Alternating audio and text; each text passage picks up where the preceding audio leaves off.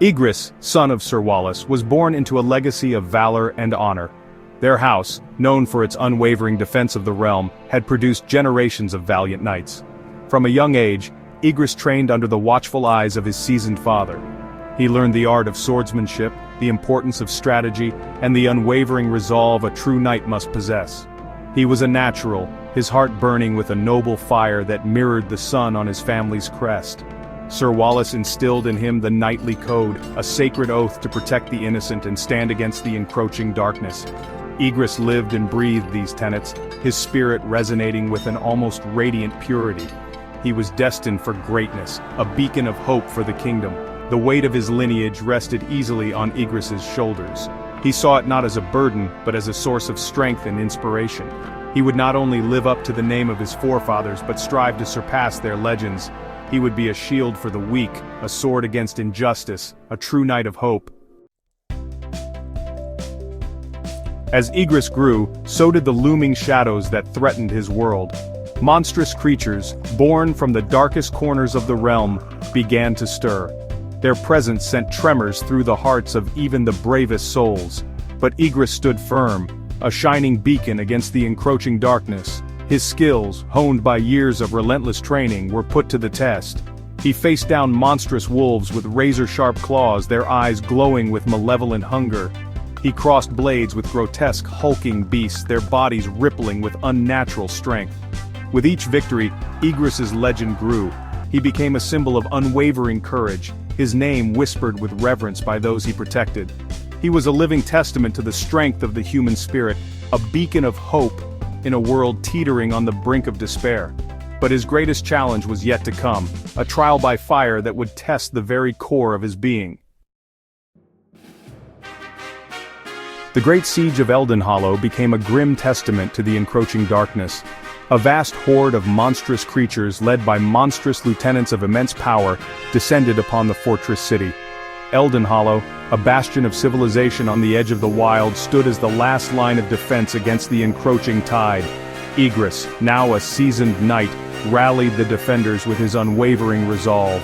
He fought with the strength of 10 men, his blade a blur of silver as he cut through the enemy ranks.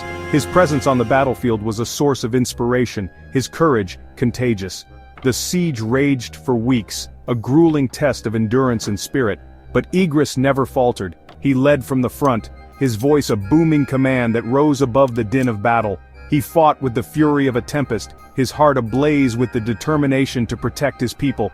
The fate of Eldenhollow and perhaps the entire realm rested on his shoulders. He would not yield, he would not break. He was their shield, their protector, their knight of hope. Section 4. The Demon King's Wrath. Just when the defenders' spirits began to waver, a shadow fell over the battlefield. The ground trembled, and the very air crackled with raw power. From the heart of the enemy horde emerged a figure of immense and terrifying majesty. The Demon King had arrived, his eyes, burning with cold fire, swept across the battlefield, sending chills down the spines of even the bravest warriors. With a casual gesture, he unleashed a wave of devastating magic. The earth split, the walls of Eldenhollow crumbled, and the defenders were thrown into disarray.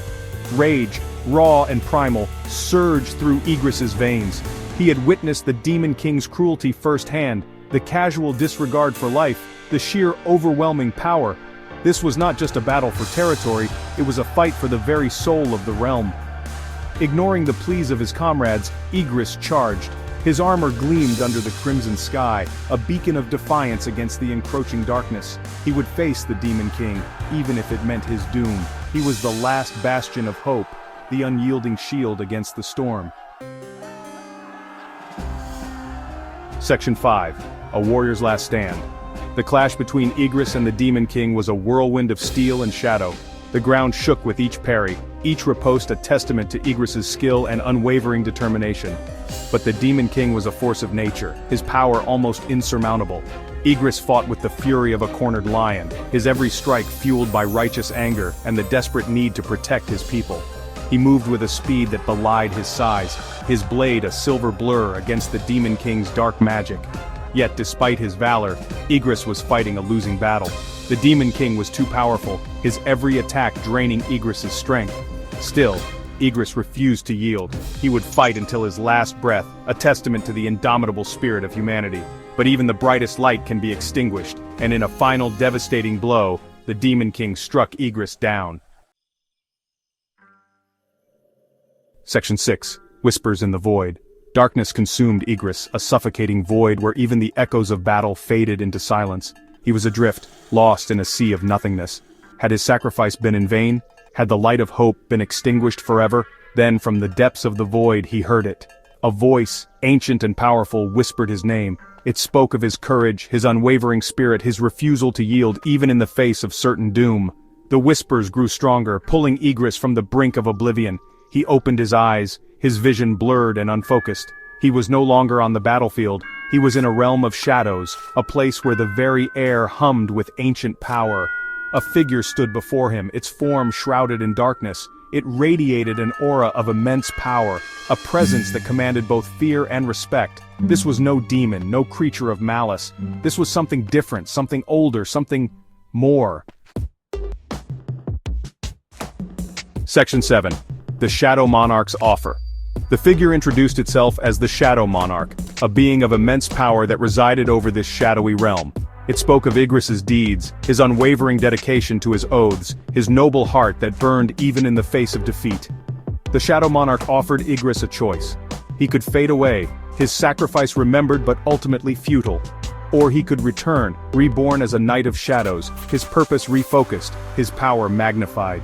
Doubt gnawed at Igris. He had dedicated his life to fighting darkness, to upholding the tenets of honor and justice. Could he truly abandon that path, embrace the shadows, become something he had sworn to destroy? The Shadow Monarch sensed his hesitation. It explained that the lines between light and darkness were not always clear, that even the shadows held a certain kind of justice, a different way of safeguarding the world. It was a path fraught with danger, with difficult choices, with sacrifices that would test the very core of his being. But it was a path that could lead to true power, to the ability to shape the world, to truly make a difference.